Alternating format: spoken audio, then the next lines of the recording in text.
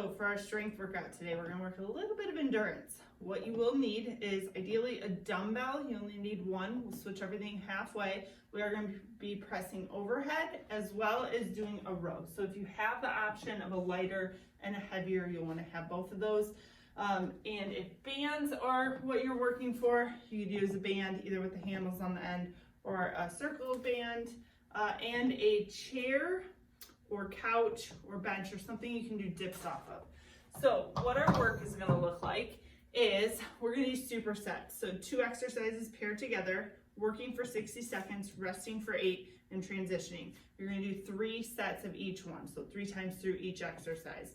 First exercise, we're going to go dumbbell thruster. So dumbbell starts at the shoulder. You use that other arm to balance, squat down with it, keep it tucked into the body, and then reaching up overhead in that press. If you have a heavier dumbbell, you could hold it end to end and do that. Or again, with the band, you could step in and do a squat to press here. That is going to be paired with leg lowers. So focusing on core control here. We want our back to kind of smush into the ground, legs straight up above those hips, pointing the heels to the ceiling. And we're going to drop one leg down at a time. You could add to this by lifting up those shoulder blades. Okay. And that's our first superset. Once you've done 3 rounds of each of those, then you will go into the next set. These 2 exercises are push-ups. So I'll give you some options. Again, 60 seconds of work, longer work period. So we have push-ups.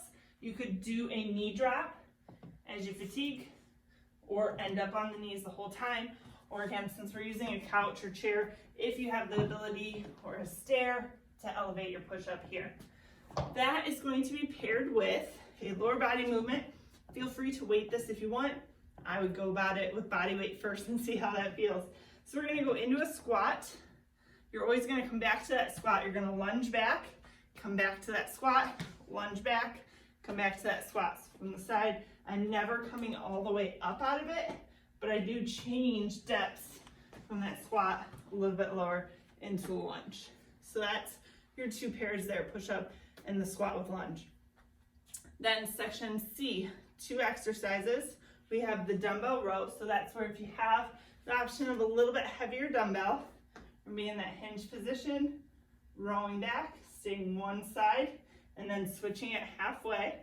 Or if you have your band, again, standing and rowing, or something around the house with a handle that has a little weight to it. That is going to be paired with the dips. So your chair or bench, whatever you have access to, the farther out your legs are, the harder it's going to be.